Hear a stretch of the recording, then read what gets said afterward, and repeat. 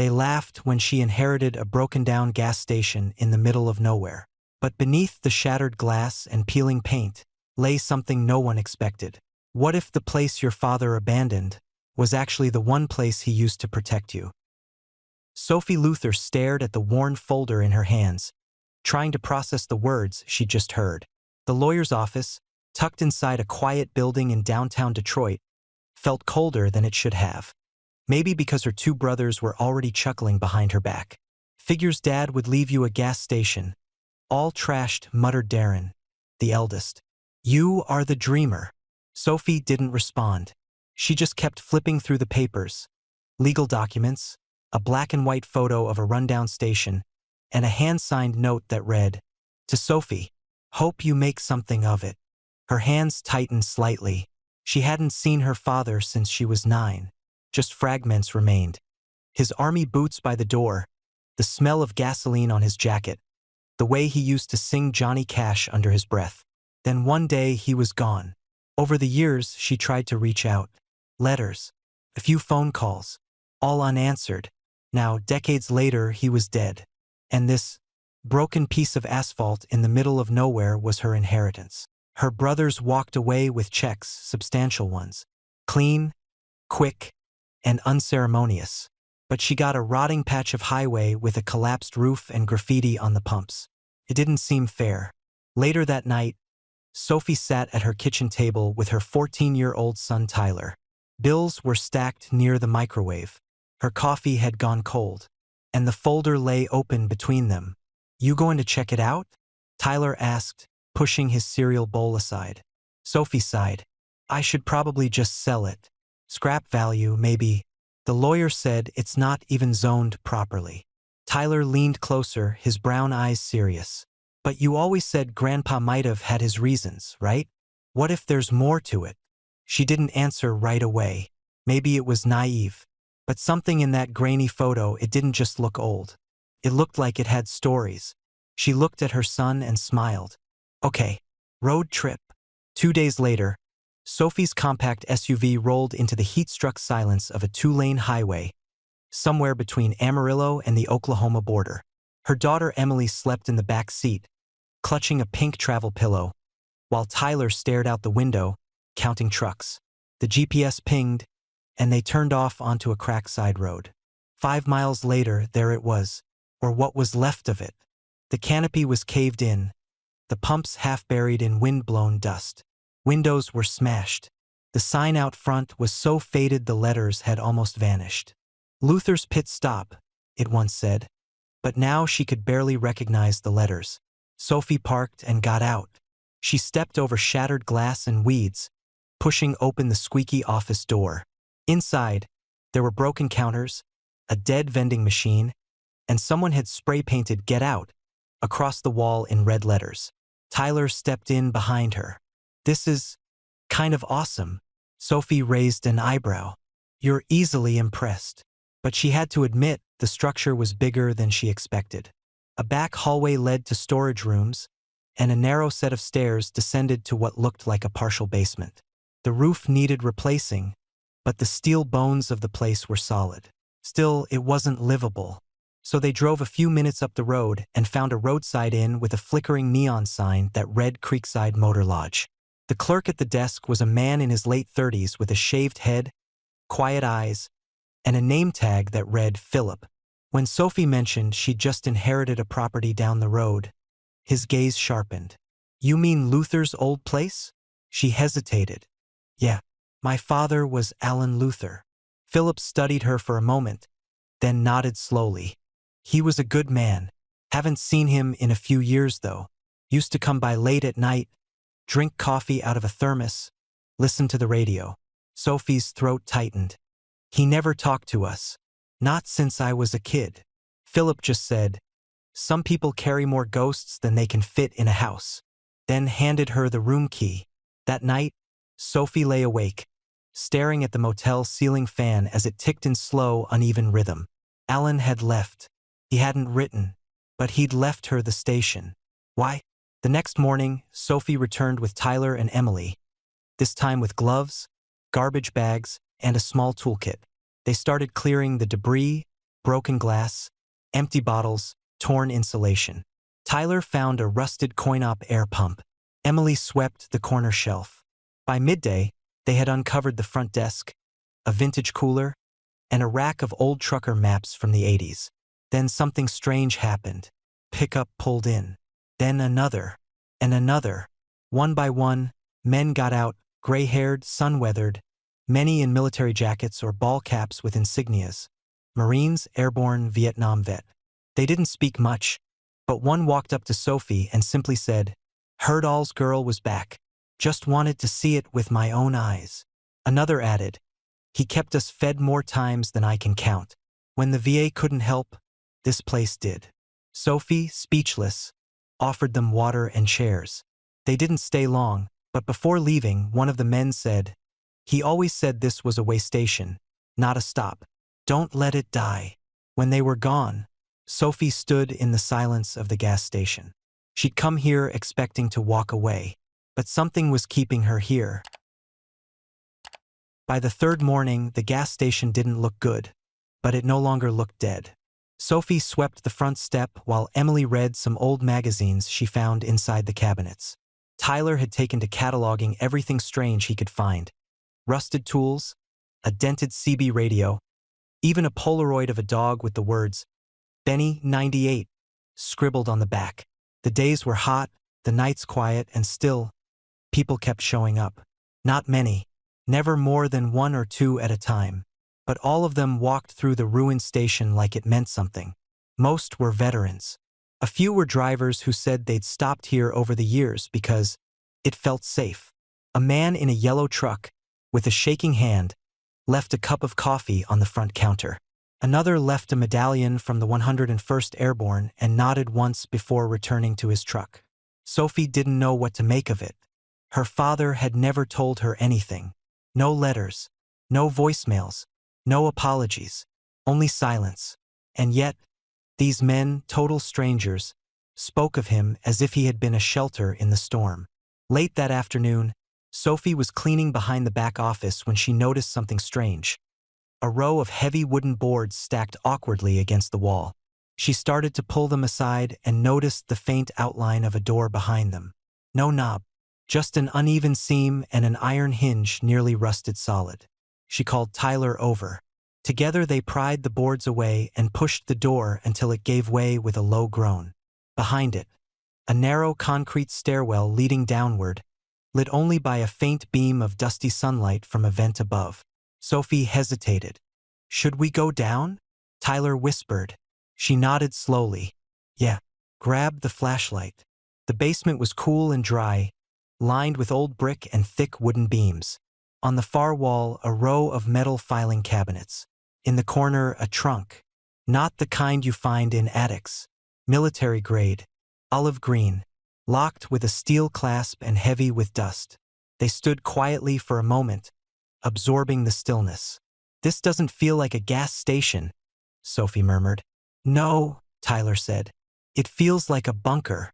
Sophie knelt beside the trunk and brushed off the lid. Her breath caught.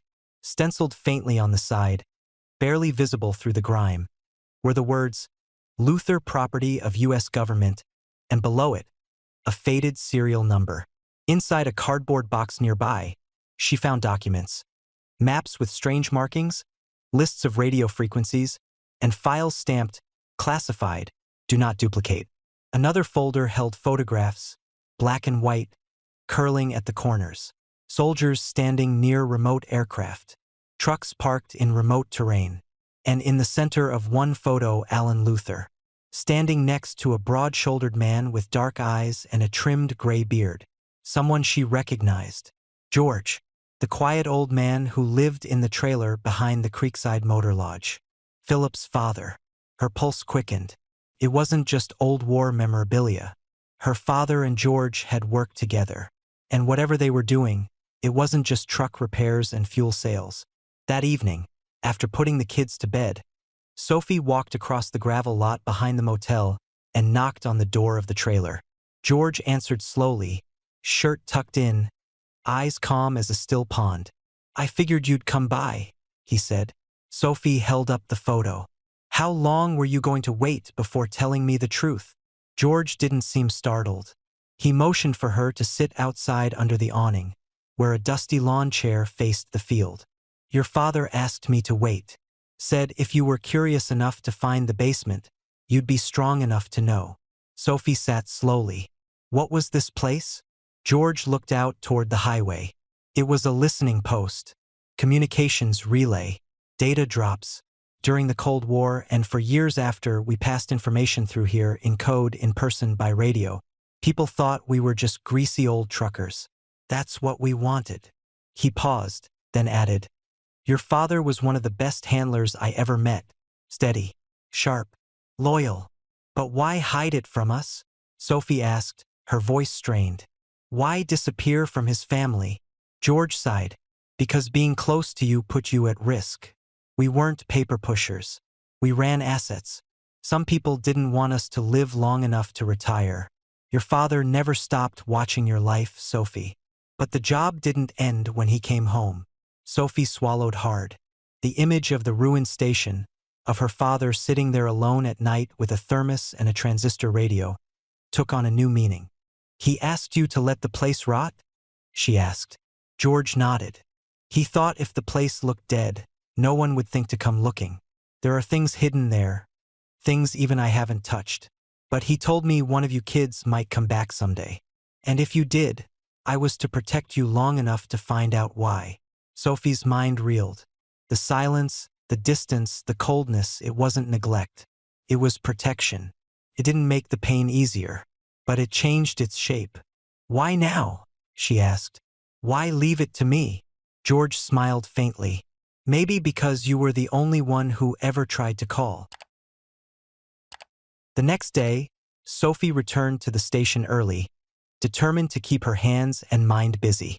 The more she scrubbed the walls, swept the dust, and scraped off decades of grime, the more she felt like she was slowly reclaiming something that had never really belonged to her, but maybe could, now. Tyler and Emily joined her in the afternoon, each carrying bags of tools and supplies they'd picked up with Philip's help from a warehouse in town.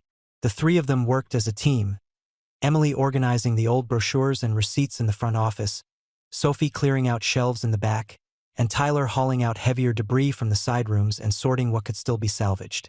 That's when Sophie returned to the old basement and opened the trunk again, trying to make sense of the documents she had only skimmed the day before. The files inside weren't just random papers, they were organized with care. Tidy folders, maps with hand-drawn notations, equipment tags, and wedged between two crates was a metal lockbox she hadn't noticed before. She didn't know how to open it. It was heavy, unmarked. She pulled it out, dusted it off, and set it on a nearby table. It had no label, no keyhole, just a dial like a combination safe. She turned it gently, listening for a click. Nothing. Tried again. Still locked. Sophie sighed, frustrated, and placed it aside. There were too many mysteries, too many unfinished thoughts. Maybe it wasn't even important. She focused instead on cleaning out the rest of the trunk and examining a thick envelope labeled only Ops Archive, filled with field reports that looked more like they belonged to an intelligence agency than a gas station owner. Later that evening, while Sophie reorganized a file cabinet upstairs, Tyler came up from the basement holding the metal box in both hands. Hey, Mom? You forgot this. Sophie glanced back. That thing again? I've been messing with it, he said, placing it on the counter. It's not a standard lock. Looks military. But I had an idea. He pulled a small photograph from his back pocket, the same one Sophie had shown him days earlier. It was one of the only keepsakes she'd kept from her father. A worn picture of him in uniform, standing next to a nondescript Jeep, squinting against the sun. Sophie had looked at it dozens of times, but now Tyler pointed to the back. Look, he said.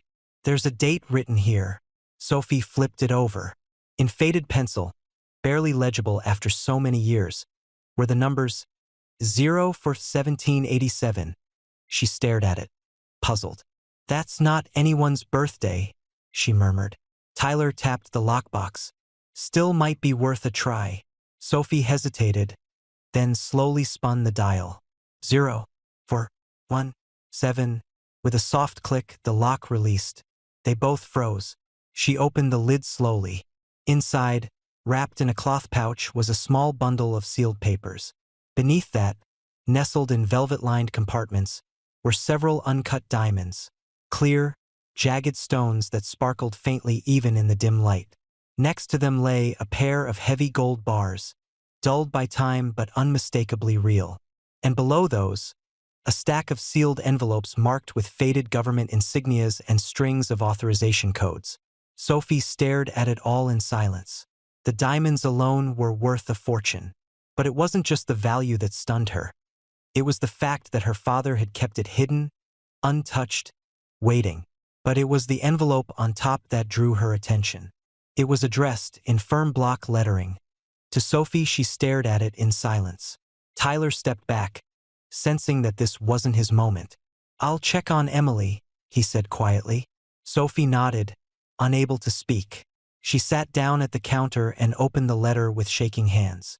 "My Sophie, if you're reading this, it means I'm gone. And you were brave enough to find what I left behind. I hope that somehow you'll understand why I did things the way I did. I never stopped loving you. Never stopped watching over you. Every step you took, school, your wedding, your children, I was there in the quiet. But I couldn't be near. I couldn't risk what I knew coming back to hurt you or your brothers. This station was never just a job. It was part of a network, quiet work done by quiet people.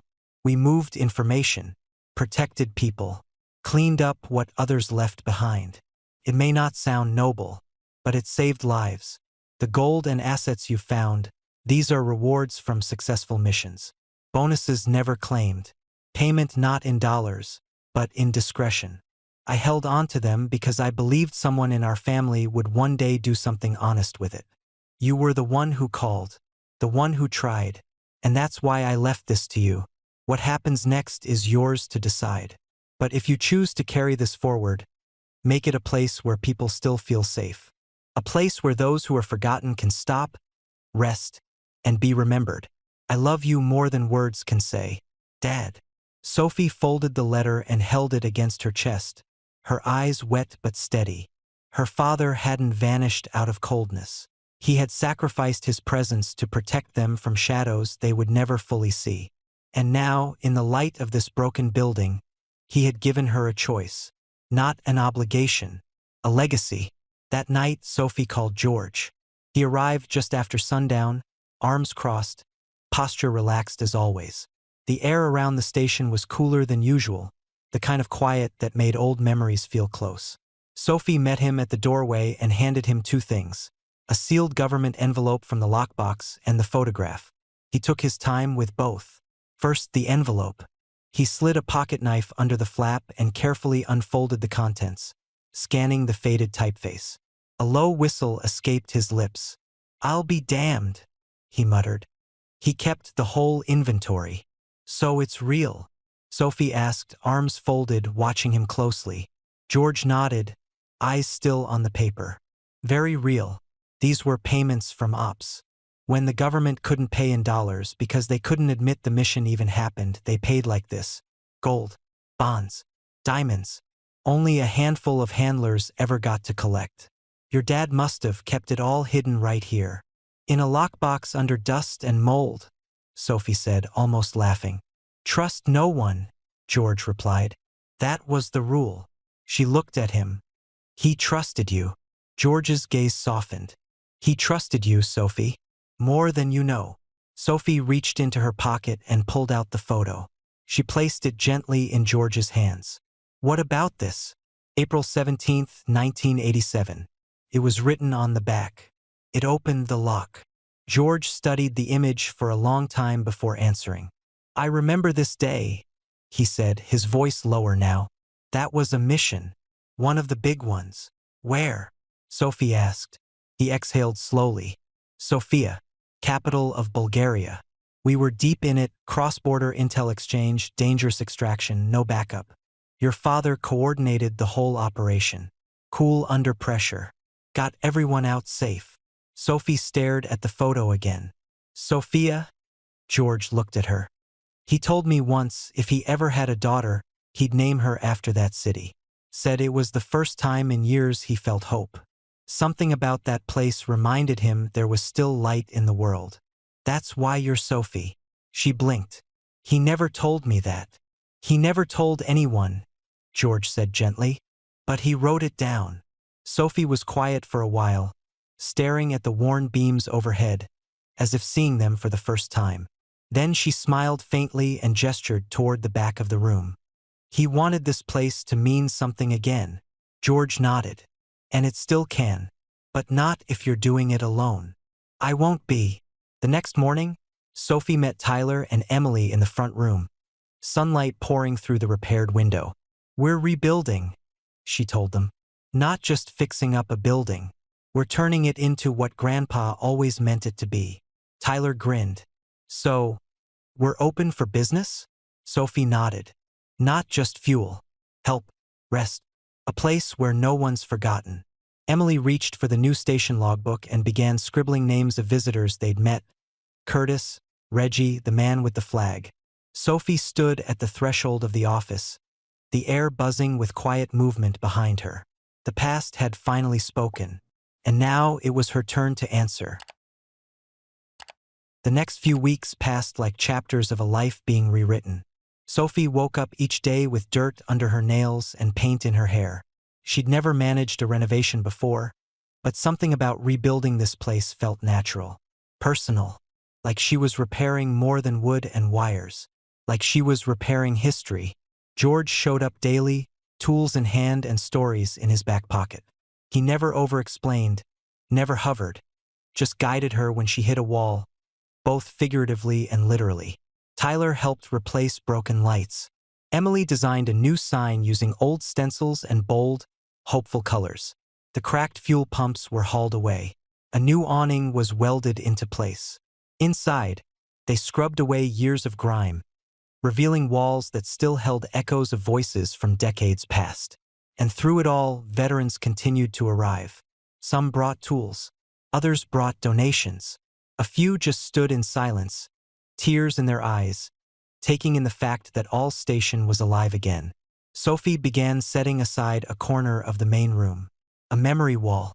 She hung her father's photo, the same one from the trunk, standing beside George in uniform.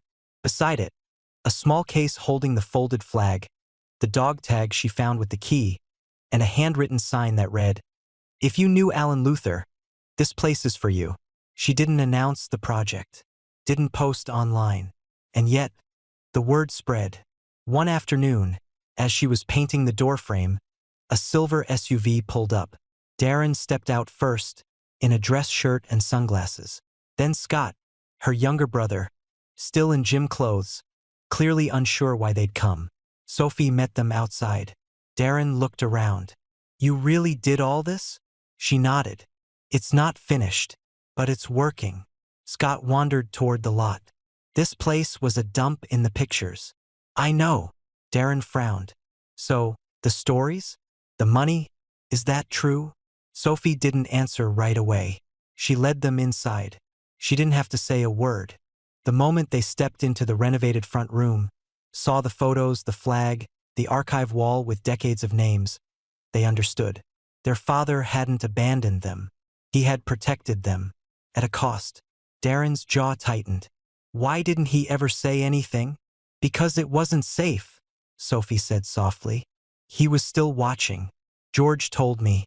He kept track of all of us. He just couldn't risk being close." Scott stepped up to the wall, running a finger along a black and white photo of Alan with two men she didn't recognize. "They never teach this part of service, do they?" he said quietly. "What it costs." Sophie didn't cry. She'd done her mourning. What she felt now was something different. Resolution. "We have a chance to do something with it," she said. "Use what he left to help the people he helped. This place was a refuge. I want it to be that again." Darren looked at her. For the first time in years, there was no sarcasm, no distance, just a brother seeing his sister clearly. "You need help," Sophie smiled. "Always." A month later, the station had its soft reopening. It had coffee brewed at sunrise, chairs set outside, a fresh flag flying over the lot, and a sign painted by Emily, Luther's Station. For those who keep moving forward. Truckers began stopping again, not just to fuel up, but to sit, rest, talk. Veterans found their way back too, some arriving with stories, others with silence. One evening, just before closing, an older man in a denim jacket stepped inside. He walked slowly to the counter, took off his cap, and looked at Sophie. "You're All's girl." She nodded. He handed her a folded envelope.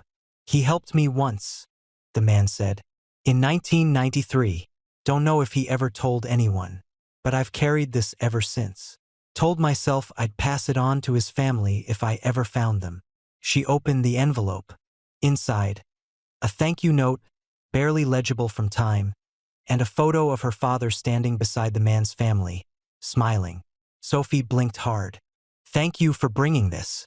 The man smiled, tipped his head, and walked back to his truck without another word. That night, after locking up, Sophie stood outside in the fading light. The building behind her buzzed with life again. Her children were inside, laughing. George had stayed late, finishing the porch steps.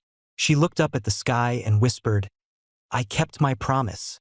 And for the first time since this journey began, she didn't feel like she was rebuilding something broken. She was continuing something sacred. This story reminds us that sometimes the greatest treasures aren't made of gold.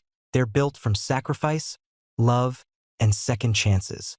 What would you have done in Sophie's place? Let us know in the comments. If this story moved you, please give it a like, share it, and don't forget to subscribe to Embrace the Journey for more stories like this.